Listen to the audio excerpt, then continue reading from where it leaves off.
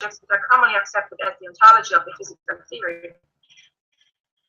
This concept has been sketched in various articles that you can find in the references, in which the authors characterize it the primitive ontology of a theory as opposed to the ontology of the theory in general. Roughly speaking, the primitive ontology is what in a physical theory represents matter, while the other variables in the theory are useful to implement the law of evolution of the primitive ontology. In this paper, we wish to discuss the various ingredients of the primitive ontology approach. So here's an outline. So we discussed at the beginning the notion of equivalence, in which we say that, yeah? Oh, no, okay. That's okay. A physical equivalence,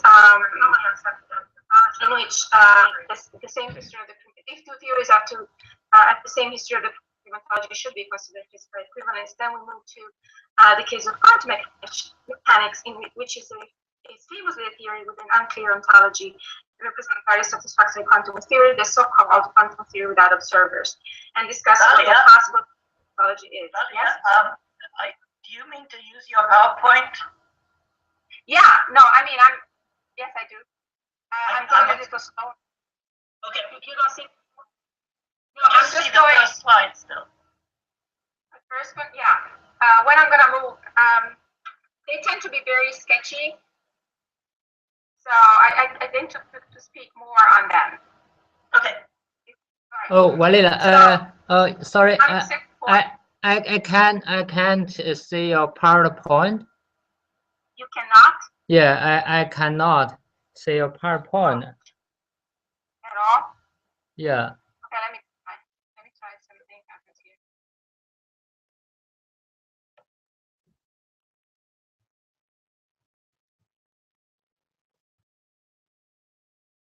What about now?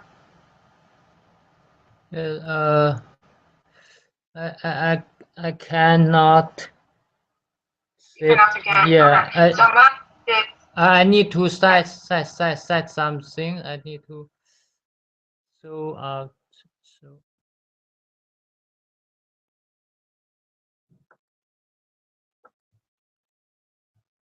still no? No. I just see your face on the Richard and your face. Oh, Richard, can you see Valila's PowerPoint? Yes, but I can't see her.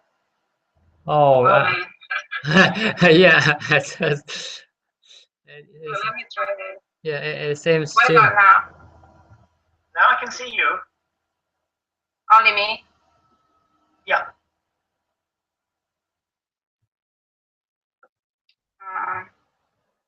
So if I do this, what do you see? Nothing? I see everything. You see everything. Both of you see everything? Oh no, I just see Richard. I can't see you.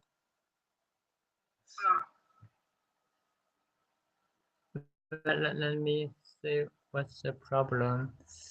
What do you say? Oh, I see you, but not the PowerPoint.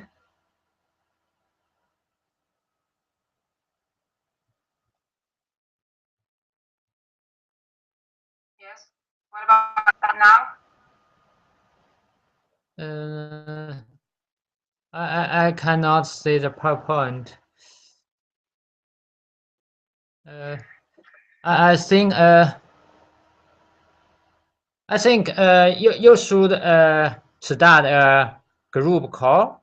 Then you can share your PowerPoint to Richard and me.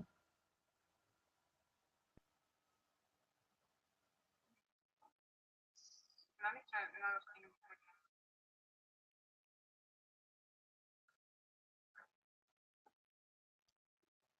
Yeah, anyway, the PowerPoint, as you said, are the same. Now? I cannot see it. I see them. Let's see. Skype record. I don't know what to do more. Yeah. Let me try to see what people are seeing. Let me consult. So what should I do? I mean, I try to change everything that I can, and it doesn't work. Yeah, I suggest.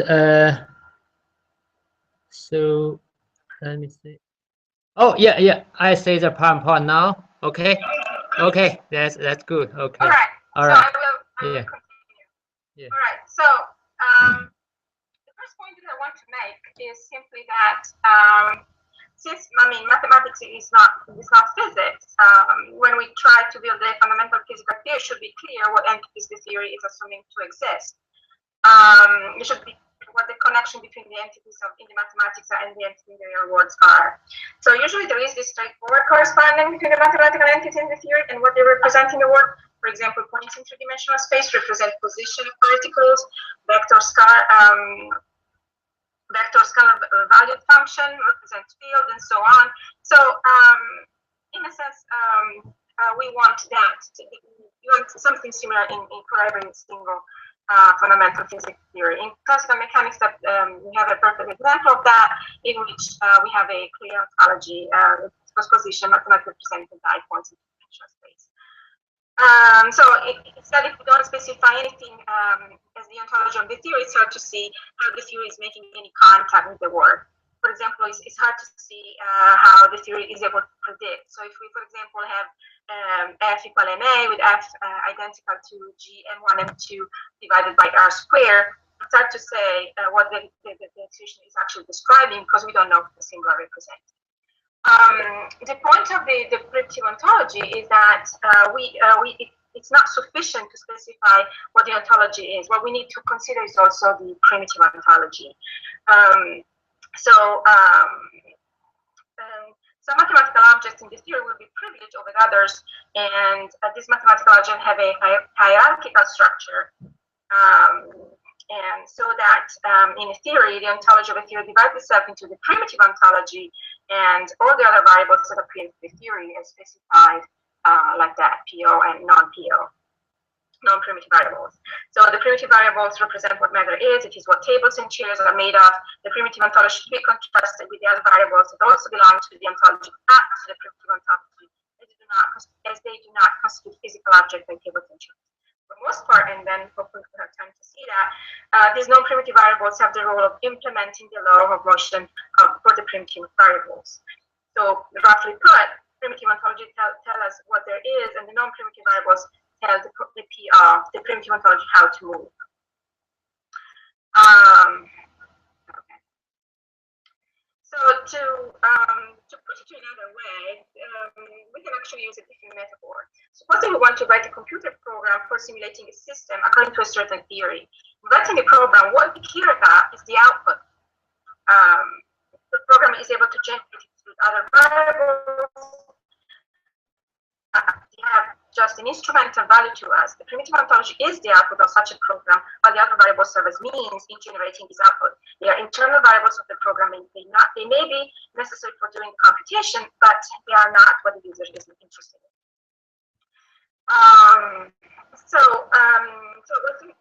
This is a very important concept. There might be very different ways of producing the same output using different internal variables. For example, in case of Lagrangian mechanics, we know it's a reformulation of classical mechanics that many physics students use all the time to solve problems. One rewrites Newton's equation using generalized coordinates and in particular function L. In practice, it's easier to find trajectories in this formulation rather than the usual one if the generalized coordinates are chosen accurately in such a way that we can exploit the symmetries of the system. The Lagrangian formulation is for an example of how we can obtain the same output, the trajectories, in a way that is different from solving Newton's laws of motion. There are other examples. For example, in the case of classical electrodynamics, two fields that difference by a gauge transformation that generates the same law for the primitive ontology.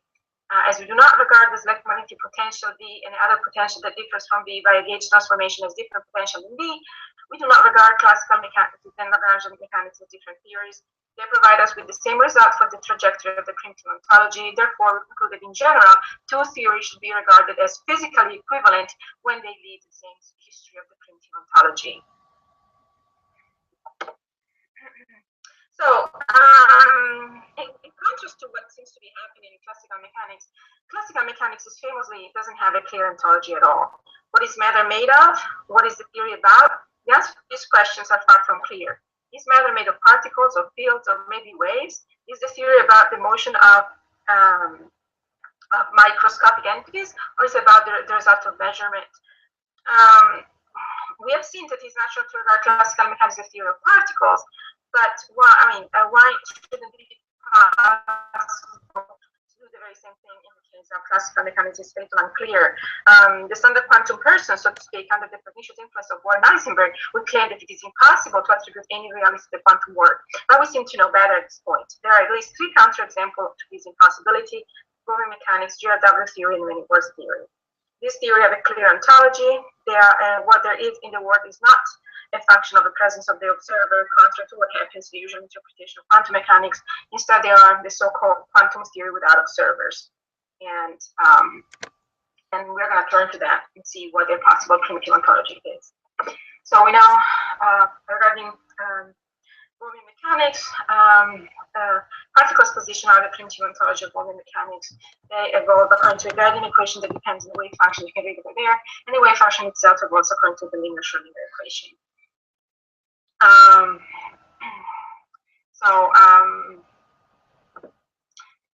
We also, regarding the GRW theory, usually it's standardly presented in the theory of the wave function, according to which this evolves according to a stochastic equation, and we can summarize it as follows. If we have the initial wave function evolves according to the Schrodinger equation until a random time, distributed according to exponential distribution with great n lambda, with lambda as a new constant of nature. Then at a given time, later time, the wave function undergoes a mechanical snap with random center and random label due to a collapse Gaussian operator, whose with sigma is a new constant of nature. In the center of the collapse is shown randomly with probability distribution given by the formula you see right there.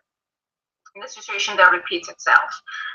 The wave function evolves according to Schrodinger equation until a given random time, where again, and then so on and so forth. So this is how more or less all there is to say regarding the GRW theory according to most theorists. One is usually inclined to think that the GRW theory is a theory about the behavior of the wave function, especially because the fundamental equation of the GRW theory is an equation of the wave function. And this is a position, very well expressed position, basically by everybody, in particular by David Albert, Peter Lewis, Alison A, and so on and so forth.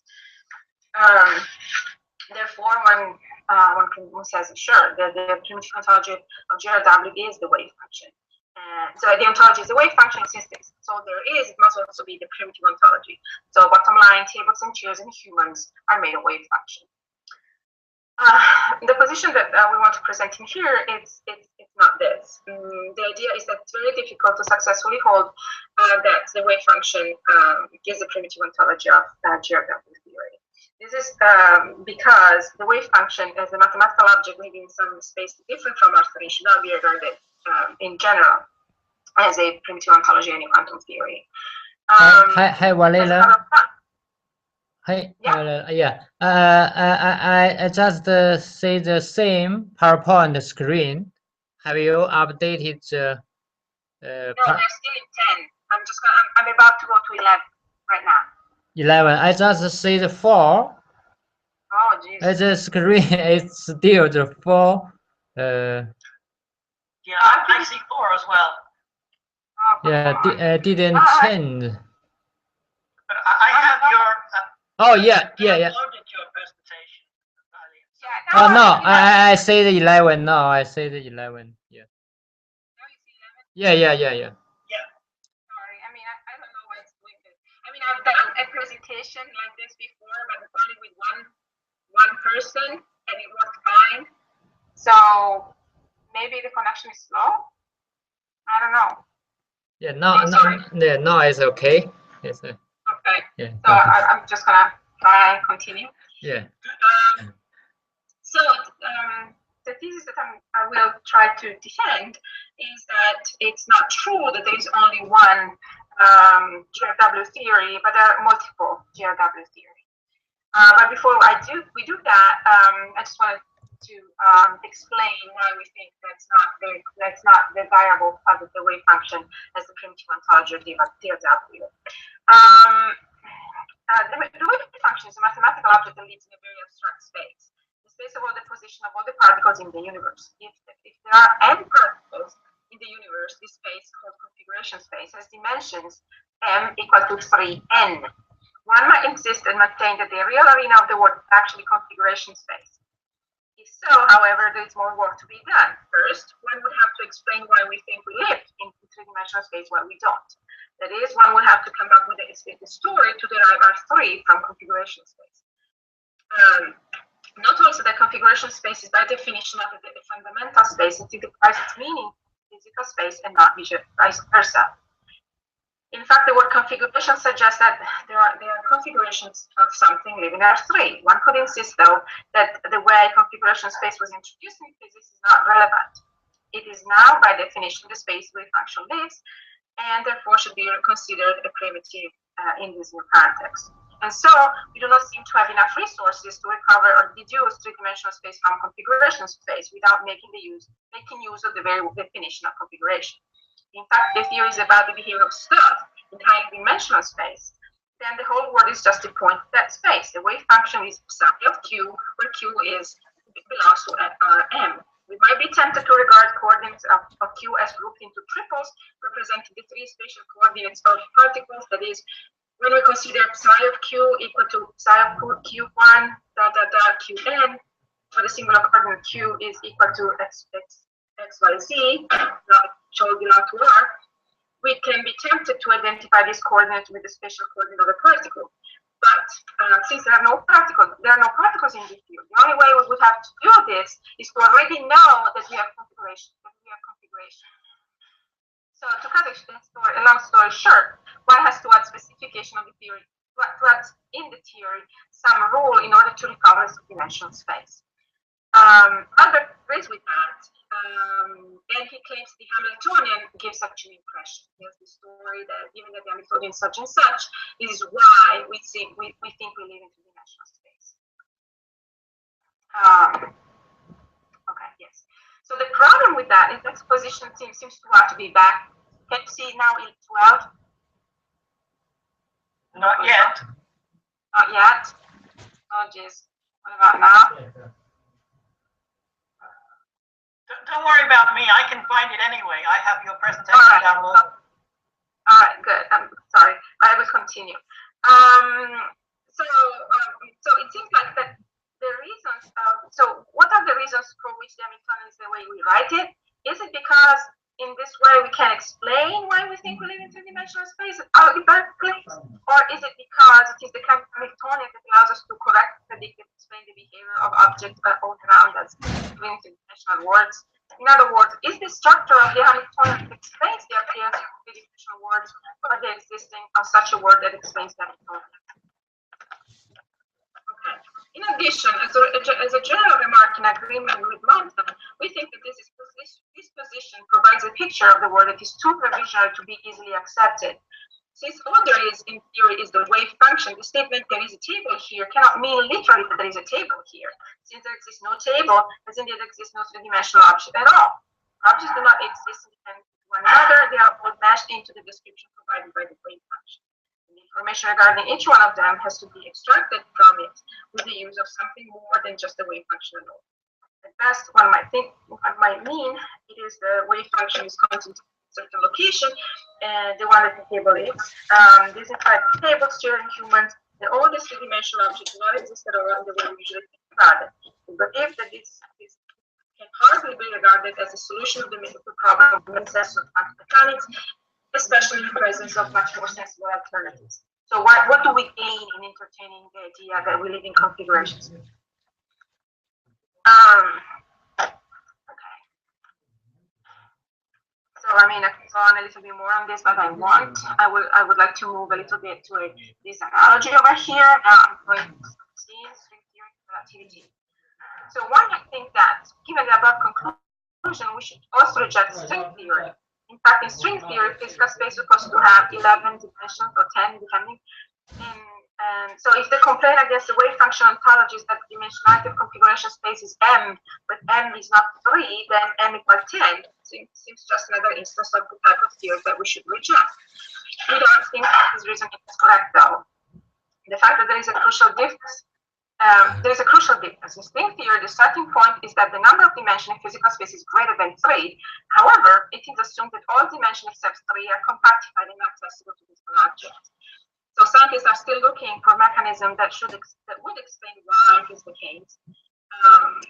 But in general, the point is that string theory, the extra dimensions are added, but they are compactified in order to keep the word objectively always like a 3. On a similar note, anything that relativity theory suggests that space and time are not fundamentally distinct because they appear to the laws in the same manner. On the other hand, though, it does not explain why we do not perceive them equally. An analogy can be drawn again with quantum mechanics as theory about the wave function. On one hand, it suggests the space is 3n, R3n, and on the other hand, it does not explain why we perceive it as R3. If one accepts the position that in relativity physical space is R4 and not R3, then why not accept that in quantum mechanics physical space is R3n? Here's this analogy. In relativity, it is always possible to separate space from time and to recognize the objects around us without invoking some theory to explain our perception of time. In other words, given the observer the metric, which presumably will be part of the primitive ontology of relativity, gives us a natural way of separating into R4 into space and time. So let me move on to 14, in which I explain what is meant by what are the different GRW theory with the primitive ontology. Yeah. Walila. I'm still seeing the 11. Yeah. 11, right? Yeah. Yeah. I mean, if you have the PowerPoint, I moved to 14. If you have the PowerPoint, is the slide that is called GRW theories with a clear primitive ontology, and then explain GRWM and GRWF. Sorry. I have it. Okay. Oh yeah. Okay. Okay. Yeah. So. Okay. So GRWM is a theory that was originally proposed by Kirati in a paper in 1995. The primitive ontology is a macro density field M of xt defined in terms of the wave function, and this field lives in three-dimensional space.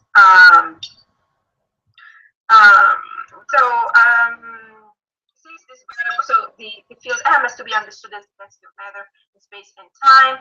These variables are functions of the wave function. They are not additional variables since they do not need to be specified in addition to the wave function. Nonetheless, they are additional assumptions of the theory that needs to be specified in order to have a complete description. Since there could be many functions, not just the one specified in the equation that you see over there that defines the mass density. Then we have GRWF, where F stands for flashes, which was proposed by Bell in this paper. The primitive ontology of this theory has been called flashes, which are mathematically described by points in space-time. The space-time location of the flashes can be read off from the history of the wave function, in the sense that every flash corresponds to one of the spontaneous collapses of the wave function, and its space-time location is just the space-time location of that collapse. So the wave function evolves according to the stochastic equation, and there is a point in which this wave function collapses. This point in space-time is taken as a primitive ontology. So and that's the hardest part of the GRWF theory. To forget about the primary role of the wave function, which is not there anymore. I mean, the wave function is just something to describe what the flashes are. It's not the one that should be taken seriously as the ontology of the theory in this GRW. What the wave function does just is a tool to generate the probability distribution for the flashes. Okay, so these are examples of GRW theory, which is the primitive ontology that is not the wave function. Sorry, this is a mistake in this slide. There is a time. So now I am at 15. So the same situation. I mean, you can come up with theories of primitive ontology in three-dimensional space on four-dimensional space-time, even in the case of the average interpretation, even if this theory is the situation in this theory is very much complicated, much more complicated, because there are so many ways, different ways of interpreting this. The standard way of formulating the many word theory is as a theory of the wave function. But for the very same reason that we provided for the case of GRW, we think that maybe not the best way to proceed. So there are at least two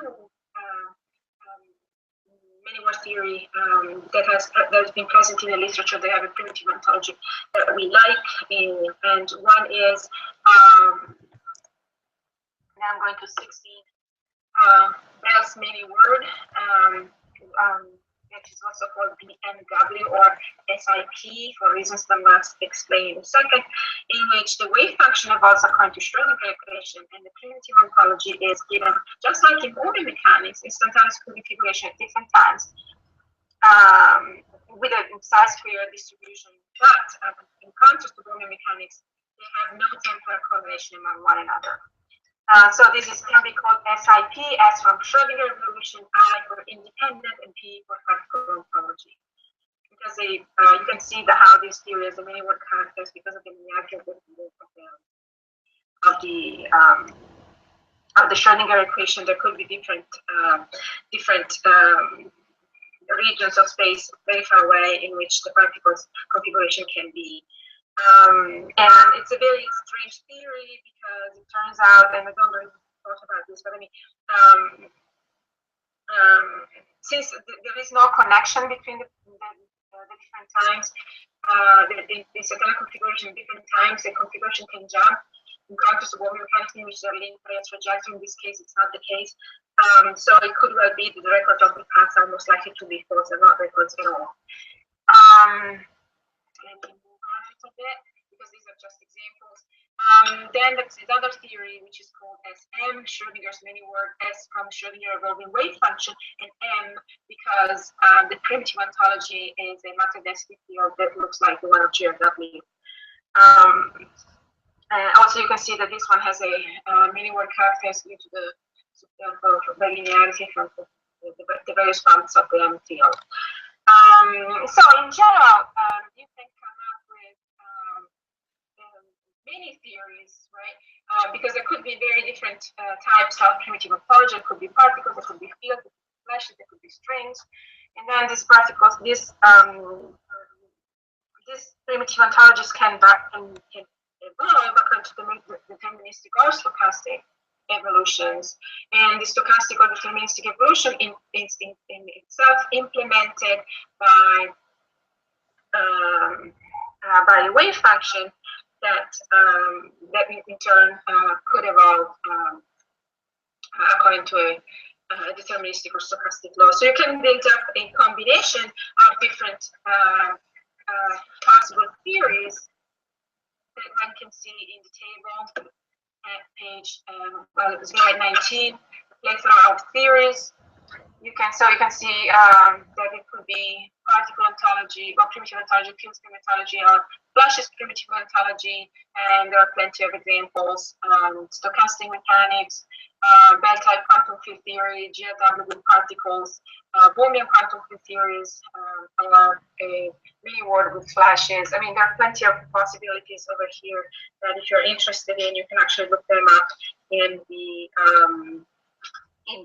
paper. But basically, the idea is that, for example, the first three have the primitive ontology of the particle, and the law for the primitive ontology is different, even if the wave function evolves in the same way. But they're different theories because the law of the primitive ontologies is different. I mean, the trajectory or the histories of primitive ontology are different. And so this notation that is present in the literature, like P, SF, SM, or this kind of stuff, can be confusing. The point, though, is that maybe a better notation would just to say, okay, fix the primitive ontology, put it in X, where the X is, you put particles, you put fields, you put flashes, you put mass density, whatever you want, and then on slide number 20, a remark about notation. And then on the bottom, put the type of evolution for the primitive ontology, and on the top, bring the the evolution of the wave function, that the Boolean mechanics would look like the first line, P particle deterministic evolution implemented by Schrodinger about the wave function, and then and for the rest. I mean, I don't know. I found the literature, the notation in the literature a little confusing, so that's why I wanted to have it there. A little different. So, but what exact? So we were talking about what this wave function is. Okay. So people have said, okay, if the wave function does not represent particles, what the heck is the wave function? Come on, right? And so, I mean, certain people, like for example, Montan, have argued that it's a property of particles. We find this kind of difficult to sort out, because what kind of property is that? Is it a categorical property? Is it a dispositional property? It's unclear. It doesn't seem right for the wave function to be a categorical property of the particle, since the wave function is the wave function of the universe and not of the particle.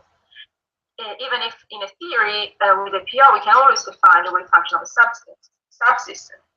For a theory of particle, of course, the wave function of a subsystem with configuration X, it's called the conditional wave function, can be defined as psi of X equal to psi of X and Y, when we actually put for Y the actual configuration of the environment. In any case, if a categorical property is supposed to determine the very nature of the object that possesses it, then it is hard to see how the wave function can determine the very nature of the particles.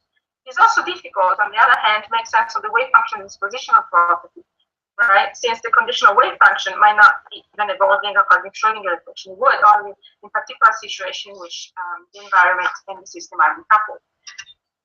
So maybe the best way to capture, to define the wave function as a property is a holistic property, and property of the universe as a whole. In a sense, though, we don't see very much of an advantage in saying the wave function is a property, so it's not really clear. I mean, as you know, the literature on properties is immense, and nobody's actually making much of a progress in figuring out what properties really are and what it should be. And we'd rather go for the idea that it's a law, as I'm just going to explain in a second. And now T2, quantum mechanics and the role of the wave function. So some other people try to say, no, the wave function is not even real, it doesn't exist, it's just useful mathematical tools. And since it has similar objection to the position that the wave function is a law, we're going to see the position together. So this is 23, the wave function is a law of nature, which is our view. So the idea, so the first proposed, this view was first proposed by Durgold and Zhang in 1997 in their paper, and they said, we propose the wave function belongs to different altogether category of existence than of substances. Oh, come on.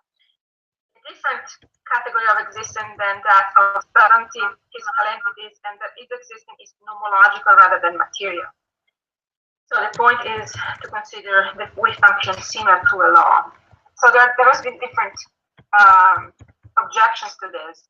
First of all, this theory suggests it might be different degrees of reality. Since the primitive ontology is what physical objects are made of, but the wave function does not. Either one denies the existence of the wave function or has to admit that something is more real than something else is. We think that this is kind of fair. Saying that the wave function is real but not physical doesn't imply that there are different degrees of reality in that sense. In fact, there may be two kinds of substances or entities, and after all, the very same objection can be raised to a Platonist in the philosophy of mathematics, a dualist in the philosophy of mind, in the reality with the correct laws in ethics or even philosophy of science. Number, consciousness, moral, and physical laws can exist without, even if they're non-physical. Another objection in his view is that the wave function has an explanatory role. And so since it's an explanatory role, it cannot really be deemed as unreal or a real physical thing. But we don't think that this is a serious objection. Even if something has to be postulated existing to explain the behavior of matter, it doesn't really follow that the entity of physical has to be physically real. If one is a realist with respect to laws, nature, laws are explanatory, but do not exist in physical space. Of course, the problem would be to explain that it somehow mysterious interaction between laws and matter, but this is a general problem for the realist conception of law, not in particular for the view that we are discussing here. Then there is another objection, that since the wave function interacts with the particles, it should be considered physical, and one could respond that a similar, I mean, in the case in Newton's theory, the potential interacts with particles, and no one would tend to say that potential is existing, right? And the people that are raising this objection, which are coming from Brown and Wallace of 2005, they say sure, one could make the analogy with the there is a strong disanalogy because the wave function is a different source of entity. Because it evolves in time, it's structurally overwhelmingly more complex, it's contingent, and so on and so forth. So if they say, well, because of these analogies, you can really say, you can really draw, you can really say that the wave function can be real. They say, these people say that the wave function should be regarded to be similar to the electromagnetic field than potentials. And while the potential was not considered as physical real, the electromagnetic field at some point have been. Consequently, also the wave function should be considered as physically real. Well, leaving aside for a moment the status of electromagnetic fields, one could notice that Wheeler and Feynman in 1945 have tried to eliminate the electromagnetic fields in their theory, rewriting the dynamical equations such that the electromagnetic fields entirely disappear. One could try to do something similar in the case of the wave function in order to be able to say that the wave function is not physical. This is what Gauss and Toffel in 2000 have proposed in the framework of quantum cosmology. And I'm not going to go into details. But the basic idea is that we could recover the Schrödinger equation describing a time-dependent wave function phenomenologically, and it would be possible to regard the wave function as a generator of the velocity field in quantum cosmology as well. So there's also this other criticism based on the fact that we tend to think the laws as constant in time, and while the wave function is not. It evolves in time as its own evolution. And while at present state of development of the theories involved might be uncomfortable with how the wave function is law, in a future quantum cosmology, physical reality would be described by the relevant field, and the wave function would be static, easily considerable below.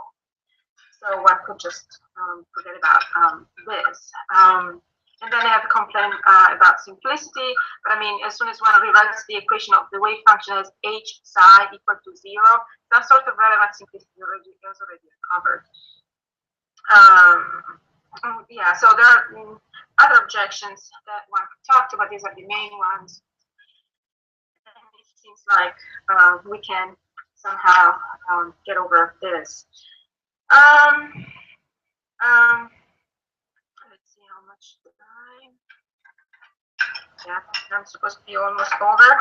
So let me try and summarize a little bit the rest of the paper. So, so there are several things that seems to be important here. Now I'm going to go a little bit faster, just skipping a little bit. Now I'm 27, the wave function and symmetry properties. With this approach is also important because it provides a clear connection between the primitive ontology and the theory and the symmetry properties. So it turns out that if you don't have this connection, the theory will lack very important symmetry properties. It could be seen in the case of Galilei invariance if you consider the wave function as a scalar field, namely as a primitive ontology. The wave function, I mean, the theory will not transform as it should because of Galilei invariance. You could say, well, who cares, right? I mean, just bite the bullet and pretend that there is no Galilei invariance. Regardless, I mean, this could be already an unwelcome circumstance because, I mean, to deny theory as some symmetry property is not a very good thing. But also, it's going to be difficult to recover the classical limit because it provides the very wrong results. If instead you just go for the primitive ontology view, naturally the wave function is a Hilbert space, and you can actually argue that you can justify the way in which it was formed, and so that to preserve Galilei invariance. Yeah, so I mean, what's the common structure of the primitive of this approach? Well, it's very simple. The common structure of quantum theory without observer, and it seems also classical mechanics.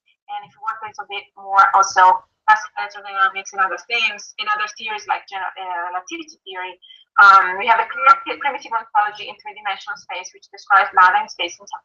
And the wave function, in the case of quantum theory without observer, governs the behavior of the QL by means of a given law. If you want to extend this to other theories, of course, the second, the nomological variable, would be different, would not be necessarily, of course, the wave function, but I mean, the structure of the approach is going to be the same. And this somehow, it provides this generalization seems to be pretty common, and I mean, it seems to me as a very important part of the appeal of this theory. I mean, not only do you see continuity with classical mechanics, classical electrodynamics, and quantum theories, but also relativity. So that seems to suggest that we don't have to reject all we have learned from previous theory in order to build new theories. Okay, the paper continues in distinguishing between state, primitive ontology, and local variables that right now I'm not going to present. I'm not to do this. I mean, if you want me, we can talk about that later. But let me just show, because it seems I'm out of time. Oh, Valila. Oh, okay. We can have. Just show one, then just some over. Yeah. Yeah. I want to say you can give your talk 10 minutes longer. Maybe. if you need. If I say just few things and then you ask me for other things, because I mean to talk, I mean I'm running really late. So, but so let me see whether is a nice slide to comment on. So X is supposed. So there is a slide which is called the nature of reality, which is number 38. I don't know if you see that. Yeah, I see it. Okay. So X is primitive ontology. The eta is the non-primitive variables. There could be, you can identify different primitive variables. This structure is supposed to hold for, in general, a fundamental physical theory, not necessarily quantum mechanics, not necessarily classical mechanics, not necessarily other theories. The theory is that it's going to be common to many. And the non-primitive variables, we said that, for example, you can identify some parameters, variables that are appearing into the theory, masses and charges and constants of nature are appearing into the theory, and call them pi variables.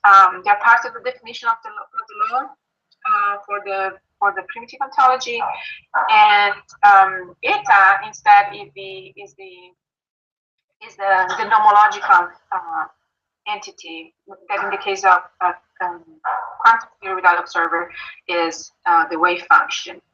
Then there are m variables like mathematical variables. They have no physical significance at all. Like for example, operators in quantum theories. And then we have d variables, which are derivative variables, which is, for example, the kinetic energy that represent properties of macroscopic particles.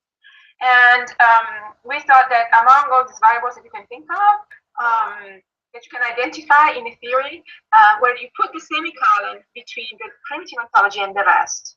Okay, so even if you have all the different variables, I mean, you have all the same variables for the Bayesian theory, depending on where you move the semicolon, you have a different theory. For example, T0 is a theory in which basically there is no primitive ontology at all. So it's just mathematics.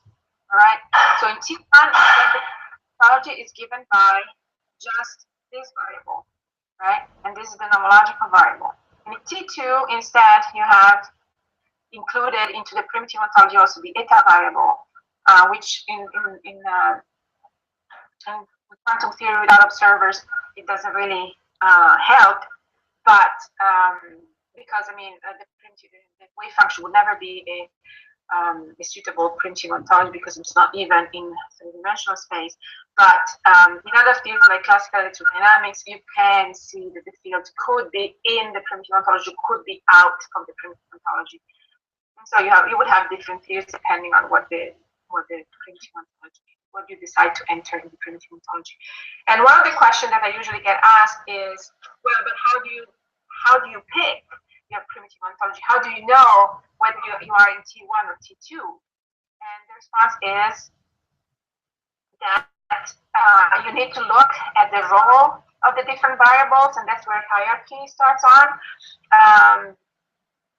As in the case of the wave function seems to have the role of implementing the law for the primitive variables, so it doesn't look like to be a primitive ontology because of the role that it plays.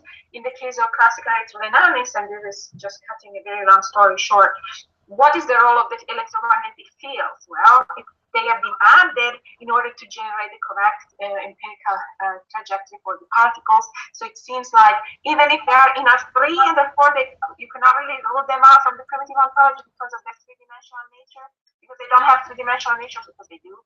You tend to rule them out because they seem to have a role that is different from the one of the positional particles. So, but I mean, you could go for the fields inside the primitive ontology with different consequences.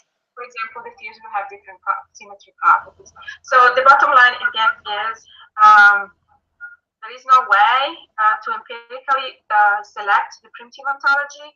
You would have to look at other considerations, like for example, if you want to have symmetry properties or not. But the point is, again, once you have selected the primitive ontology, all you care about in the theory is to find out what the histories of the primitive ontology is. And in order to find out the symmetries, we look to the primitive ontology and the history of them in order to figure out what is invariant under a particular symmetry or not. And this, of course, is going to be helpful to generate new theories like relativistic invariant theories. Relativistic invariant quantum theories that has been done in the case of GRW, for example. Okay, so I hope I give you at least a rough idea of what the points here are, and I'm already 10 minutes after what I'm supposed to be talking, so by the way. I have a number of questions that I have to do with the meaning of things that you are talking about, and the most important one is whether you define a fundamental theory as a theory which has a primitive ontology, or do you have some other notion of a fundamental theory which has as a consequence that a fundamental theory should have a primitive ontology? So, I guess the main intuition is that since it seems like, there is this straightforward theory, which is classical mechanics, okay? And classical mechanics seem to have a clear primitive ontology in the sense that it's clear what tables and arguably what tables and chairs made of, and namely particles. And particles are the building blocks of everything else. You can, again, arguably recover all the properties of macroscopic objects in terms of particles. So there is a very clear way of recovering macroscopic appearances in terms of this primitive ontology. And so my point was, well, it would be very nice, right, if you could actually extend to this point of view also to other theories which seems much more complicated. And so if you can, why not do it? Of course, it could well be that a fundamental physical theory cannot really have a primitive ontology in the way in which we try to describe. So I'm not really saying that it has to do, otherwise there cannot really be any fundamental physical theory without it. But I mean, if you, the point is, if you could make theories into the old schema, then it would save us a lot of work because you already have a lot of techniques to that you could use. And so we simply thought it was interesting to see whether you can actually extend this. Right. But if we step back a bit, what makes a theory fundamental and what makes a theory non-fundamental before we decide whether we can put it into this framework or not? Oh no, I mean, with this I just meant very simply that if a theory is supposed to be a theory of everything, namely, it is supposed to be telling you what matter is made of, and assuming that. So I mean, what I'm thinking is simply, you know, classical mechanics again is fundamental in the sense that everything is supposed to be made of. If classical mechanics is true, everything is made of particles and nothing else. While in non-fundamental theory, I'm thinking is a theory that is valid only to a particular level of approximation, on a particular scale, like for example thermodynamics, or right. But so if you focus on classical mechanics, then and the way Newton thought about it, he was giving you a framework for building theories of matter. As long as the theories gave you a force, then you could plug it into the laws of motion and find out how the matter was going to move. But he didn't think that the theory told you everything about the forces. That was still further work to be done. So was Newton's mechanics a fundamental theory already, or did it just have aspirations to become one?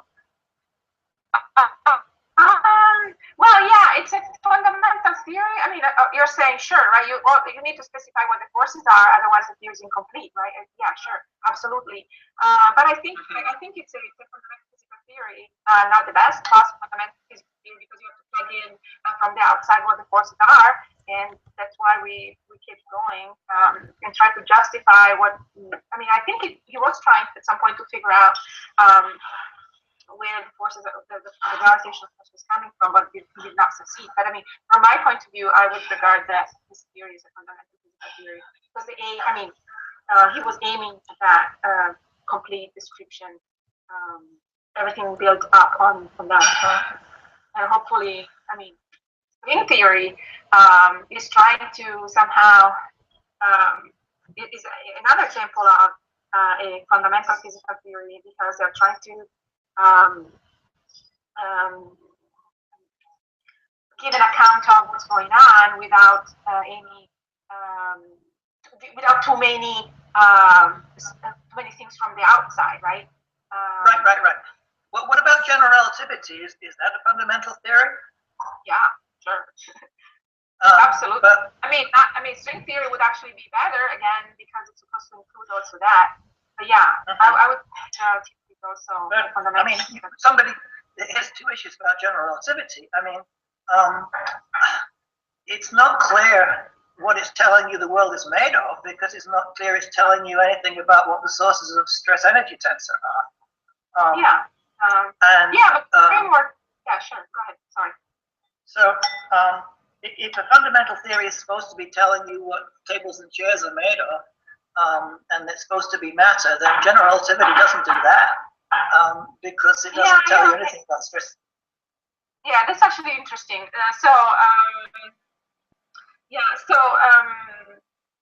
What general relativity seems to be doing is taking account of more structural space-time, rather than the origin of the curvature that is supposed to be going on there. But I think that there is an important sense that, of course, I need to specify here in which, I mean, to make a point in here of why I think that nonetheless it's a fundamental physical theory, even if it doesn't specify where matter is coming from. And sure, I would have to think more about this. But I mean, my intuition is that even if it doesn't say what matter is made of, you can account in terms of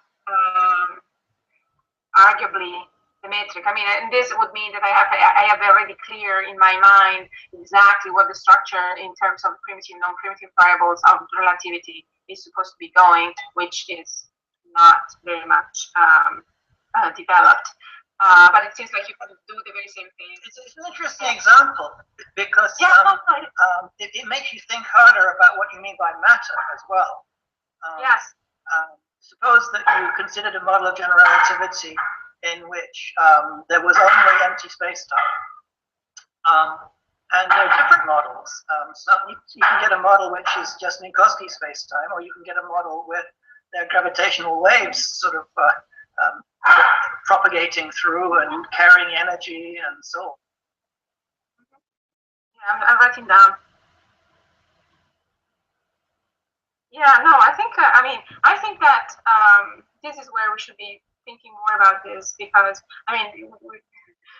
the main work that has been done is in the framework of quantum mechanics, and if there's something to it, it should be, yes, we would be very happy to see that developed, I would be very happy to see that clearly developed also in the case of more general theories, and, but I have not made much progress on that, but well, that's an excellent remark. Thanks. Yeah, I don't see you. Can I actually try and see whether I can see you? Yes, it seems that there is a problem with Skype. Yeah, I can't see you, but I can hear your voice. Let me see. Now I don't see him anymore. He left. I can see your PowerPoint screen, and I can see your face, and I can see. Oh, now I was trying to see you guys, so I played around with the sharing, the setting, but now I cannot see Richard anymore. Now you see the PowerPoint again. You should be seeing the PowerPoint again. Maybe. Yeah, I can. Yeah, I can hear. I can see your screen, and I can hear your voice, but I can't hear Richard. Maybe maybe he did not talk to us.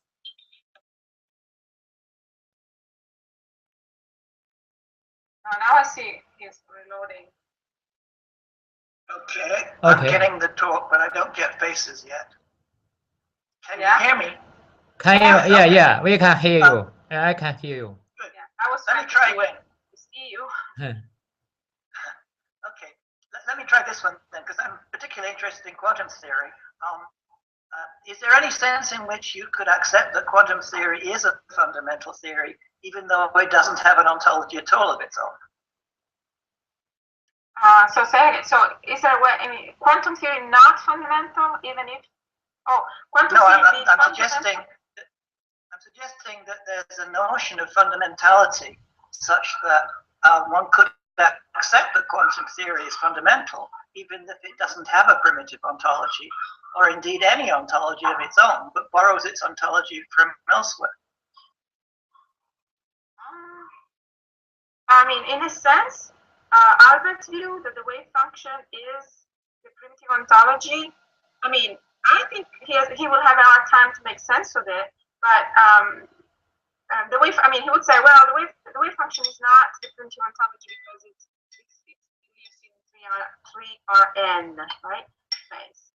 Right. But he believes it's fundamental and so on. So I see what he says when he says, well, it's fundamental. I disagree. I think he's gonna have a hard time.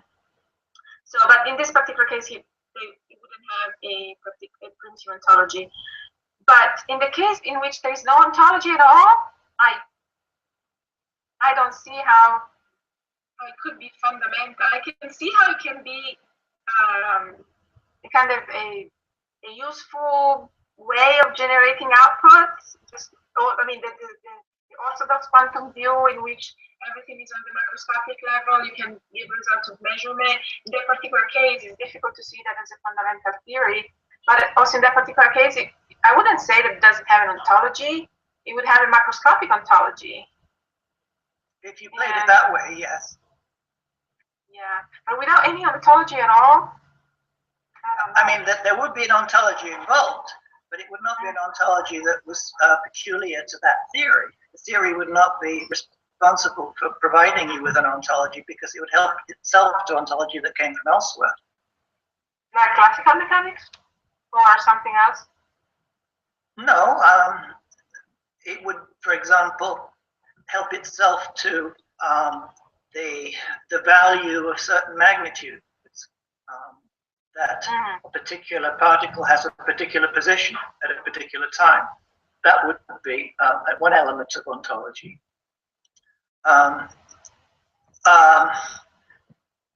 But quantum theory would not be giving you an ontology. It would be telling you how to think and describe this ontology, which it helped itself to. And the reason it would be called fundamental is that, unlike any other theory that we have, it doesn't lead to any false predictions and helps us to explain a lot of stuff we can't otherwise explain. So you're saying, look, quantum mechanics is not really caring about describing the macroscopic world. It decides to describe. It doesn't care about anything. It's we who do the caring. And we care about describing the microscopic world. But we don't require that quantum theory be the theory that does that for us. We require that quantum theory be the theory that tells us how better to describe the microscopic as well as the macroscopic world. So, the ontology, so it's not the theory, I'm trying to see what I'm getting your picture right. So, the quantum doesn't give us ontology. The ontology is given by what we care about, and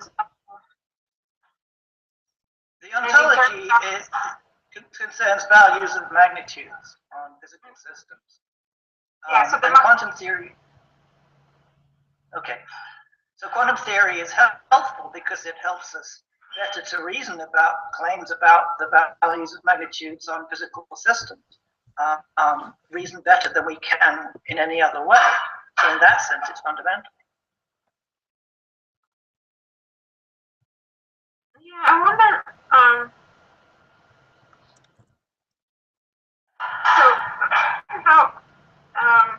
So when you think about this quantum theory, are you thinking about stuff like the orthogonal theory, like Bohr would describe this macroscopic, No, because Bohr never tells you what a macroscopic object is. Yeah. So I don't want to get into details. I mean, I'm just worried about whether you're putting arbitrary constraints on the kind of theory that we could imagine as a fundamental theory. That the theory had to be somehow complete and all by itself describe everything in the world. That's a pretty high order requirement. Yes, I know. And, so I mean, one might think that we've learned over the past 300 years that that's a much too high order requirement to impose on any theory, including all the theories you've been talking about. Well, maybe not. That's what I was trying to say. But maybe not. So, of course, if that's the only. I mean, it would be fine if at the end of the day we will learn that what the only thing that you need to do is what you're suggesting, namely provide an account for state of systems and values of these entities. But I'm not really convinced that what I was suggesting is too much to ask. If we could, I would regard that theory much more satisfactory because it would give an explanation, a much deeper explanation. I mean, that's of course. Okay, let me finish. A much deeper explanation of why we get the results that we get. Right. But how about this analogy? The Cartesians were very upset by Newton because he didn't explain everything in terms of matter and motion. And physicists got over that and realized that they had other kinds of explanation that were very powerful, that were provided by Newtonian physics by appeal to forces and things. And so maybe the position you're hankering after is like the position the Cartesians were hankering after. And maybe the progress of physics should go in a different direction. Maybe so. I mean, I have not that answer in me. But we were just trying to. I mean, I was just trying to figure out whether you could do it.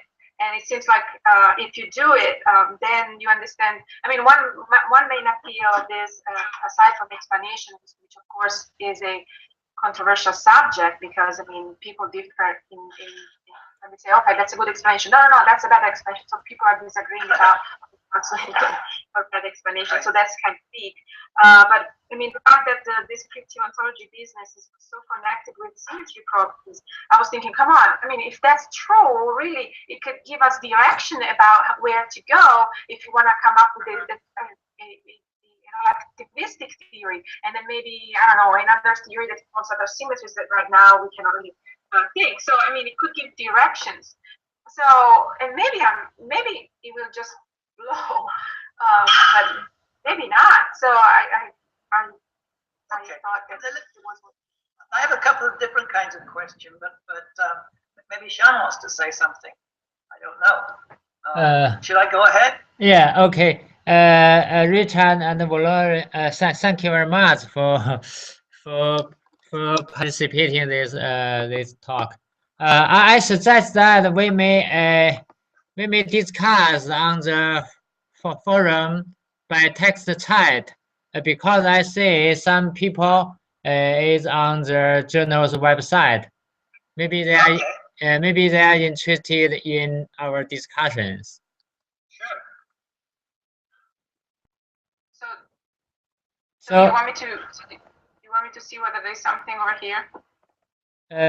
By people. Yeah. So Valila, can you go to the journal's website and yes. Yeah, we may discuss your talk on the forum by text chat. Okay. Okay, I say Metro Leifer is online there. Who? Metro Leifer. Metro. Oh. Leifer. I don't see him. Me neither. It's on the journal's website. Hey. No, I see this, and I see that my page, so to speak. Yeah, that's what I see too. Yeah. Yeah, we may have a discussion under your topic, under your paper's topic. That's where I'm looking. So I don't see contribution from that. So, yeah, me neither. I just see leave a reply, and that's nothing. Yeah, there is still no discussion about this. But I may ask particular questions. So I have read your paper and the talks. I want to ask whether there is some good argument for the conclusion that the primitive ontology supports the law-like nature of the view functions. Yeah, well, the main argument here is that if you look to the role that the wave function seems to be having in the theory is to implement the law, to close the dynamics for the primitive ontology. So if you have to assimilate that thing to something, the closest thing that you can find is like thing, right? So what can that be? So as I said, people want to say, no, it's a property of the particles because of that value that the particle will behave in that particular way. I didn't want to go to that because I have a hard time with properties. I don't think there are any distributional property. If I have to think in terms of why stuff is doing what they are doing, it's not because they have a particular property, but because they are governed by a particular law. And that's why I tend to think that the wave function, if you can describe it under a category that's already available out there, I would put them under a law and not under material stuff. Okay. Could I follow up on that? Yeah, sure. I don't really understand the claim that it's law-like. I have one way of trying to understand it, but that is not what you suggested today. Here's the way I have of understanding it. Somebody like David Albert thinks that the past hypothesis has the status of a law, even though it's not universal in character, because it's so important to the overall structure of our thinking. So one way I can make sense of the claim that the wave function is a law is within Bohmian mechanics. I could suppose that there's a law which specifies that the initial distribution of positions is in conformity to the Born probability rule. And the wave function gives you the initial distribution of probabilities within that statement. Is that what you mean by calling it a law? Well, part of the role of the wave function in Bohmian mechanics is that, namely to give you the right probability distribution for particles' position, and it wouldn't if it's psi square the psi square distribution of quantum equilibrium, and but there is this other role. So you want to account for the probability distribution, and that's done through the quantum equilibrium distribution. But also, since you wanna know how these particles are behaving, there's also this other role, which is not captured from what you're saying. Sure. So it plays a role in stating that law. In stating the law of particles. Right. But that's why, but there are other things that play a role in stating that law. I mean, like the square root of -1 plays a role in stating that law. But that's just a piece of mathematics. So what's special about the way science is into it that makes you think it's not just a piece of mathematics, but some kind of law-like thing or whatever? Yeah, and that's the tricky part, of course, right? Because at the end I was trying to distinguish between the different parameters and the actual thing which is law-like.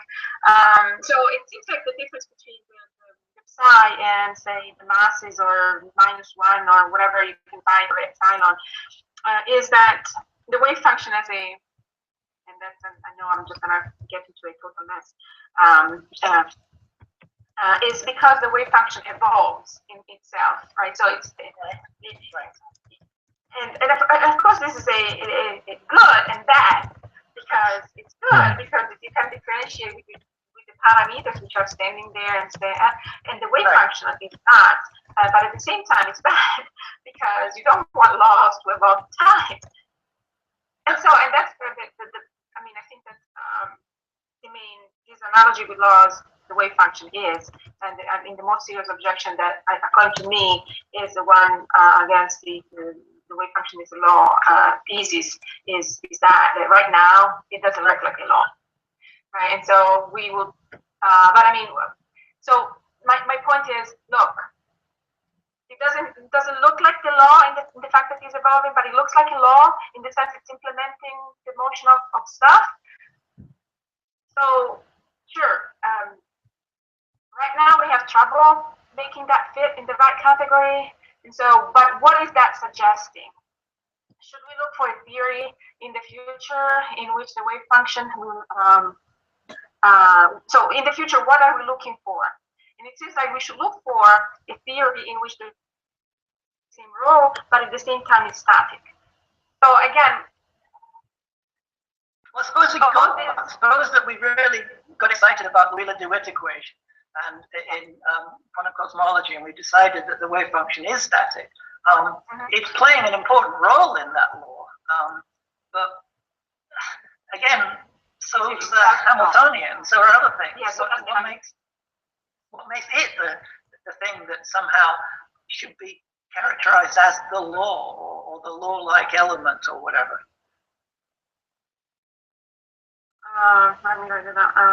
Yeah, I'm just taking notes about stuff that I should be clear about.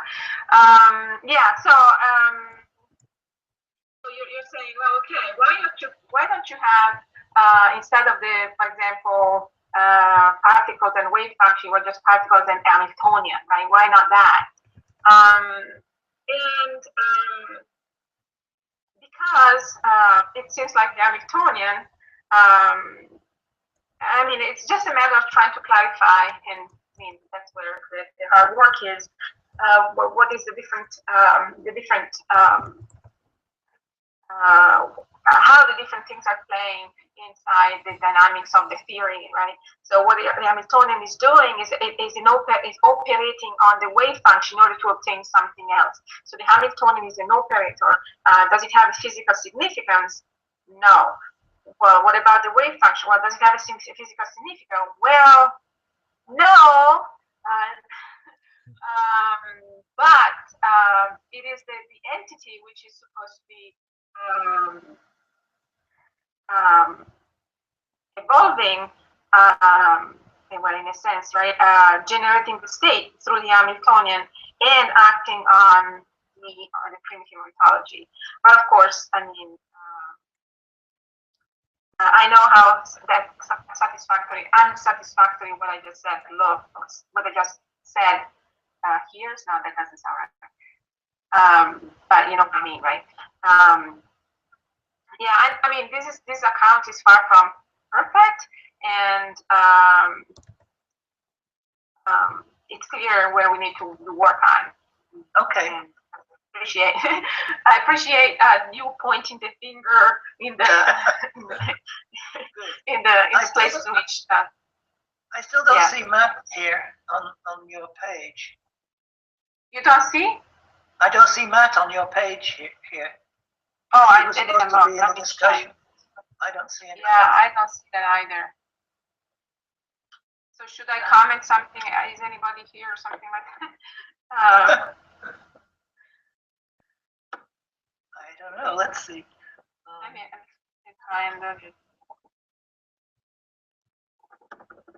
Are you there, Shan? I don't see you either.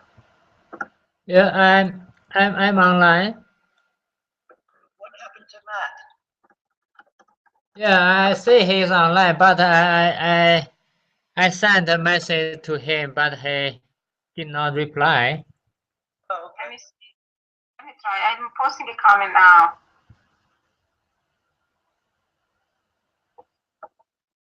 I cannot see my own comment. Yeah, Matter has comment on.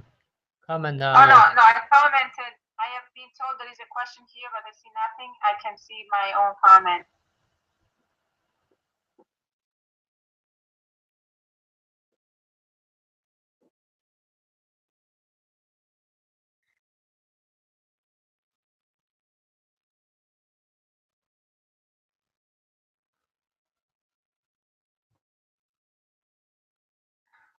Do you see my comment at all? The new one? Not yet. I posted this. I have told there is a question here, but I see nothing. Try and refresh. I see Matter's comment. Ah, 2 comments. Now I found Matt's comment. Yeah. Good. Yes. I cannot see this. Why? Number 868. He's asked you a question. I cannot see. Want me to read it to you? So what should I? So the website www.ijqf.org/archives/ what should I write? Right. The address. Yeah, you need just go to your paper's web page on the website. Yeah. Yeah, that's what I think I did, but I mean, I didn't. Let me try again.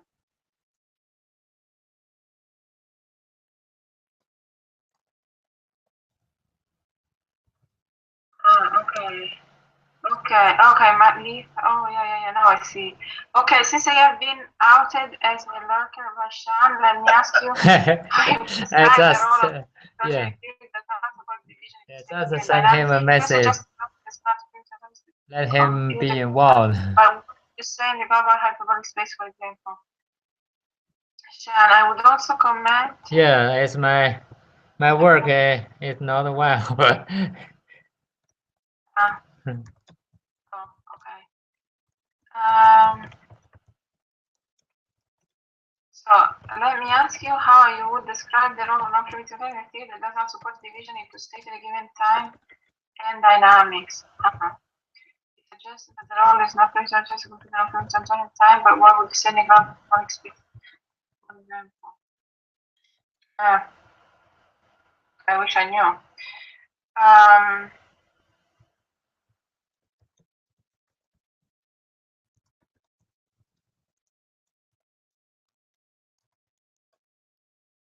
If I write, he's going to be able to read and clarify. Do you think he's on 1:48? Like it's 3 minutes ago? Oh, okay. We can extend the discussions for half hour.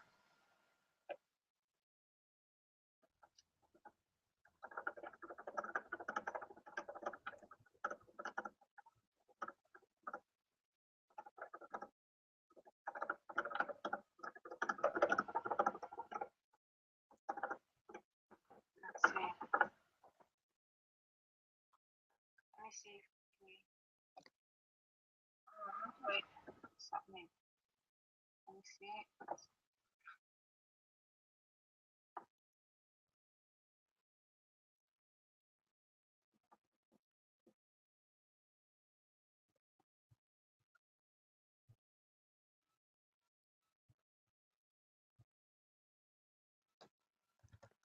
Okay.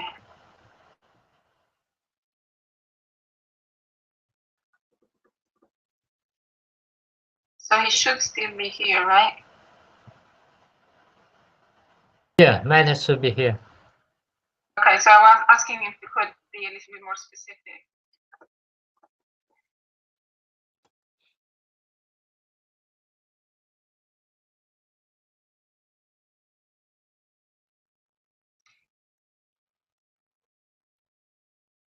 So Google Hangouts is the one that was supposed to be making live my thing. Yeah, I think Google Hangout is better because it can be put on live on the website. So the Skype is more suitable for our private conference.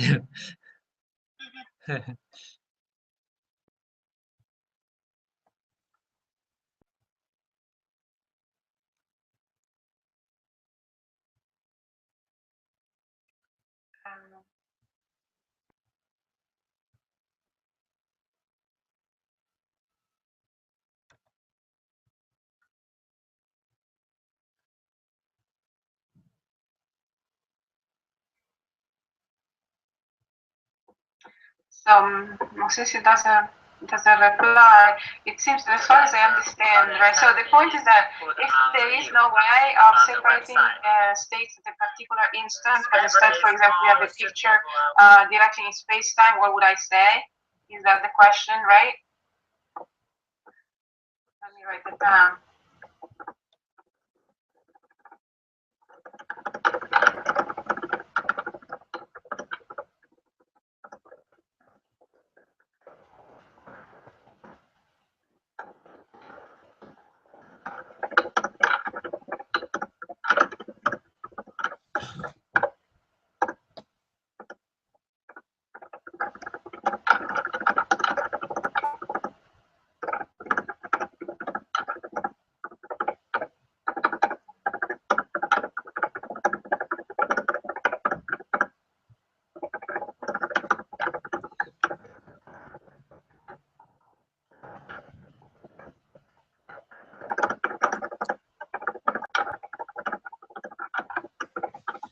Okay, so what I'm thinking is, if I understand correctly your question, I would say that in a theory-directed time in space-time rather than in three-dimensional space, the non-primitive variables would have to close the dynamics for the space-time history of the PO, like in JWF, and not for the PO. But I don't know whether that's what he wants to. That's his question. Or what did I do?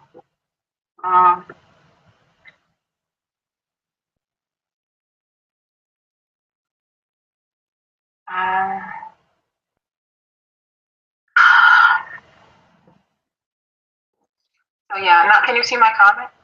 Yeah, I have seen your comment. Do you think that's what he wanted to? That's what he was asking me. I think so. Okay. Well, let's see how he wants to say.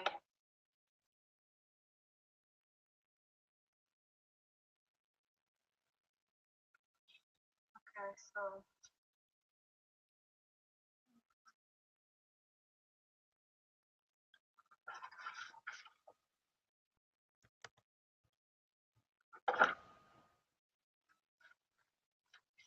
So if I can, so there are several points that I've heard from Richard that I took notes with that I think I should be thinking more about. Can I try and see whether I can summarize it, whether I forgot something?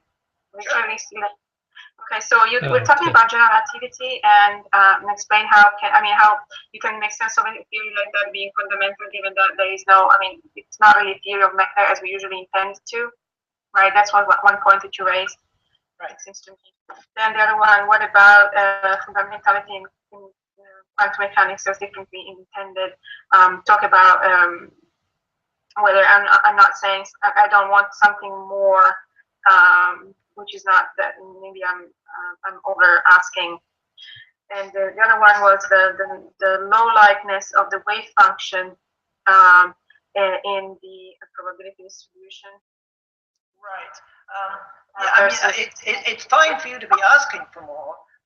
What's not fine is for you to have a conception of a fundamental physical theory as the only, as what would give you that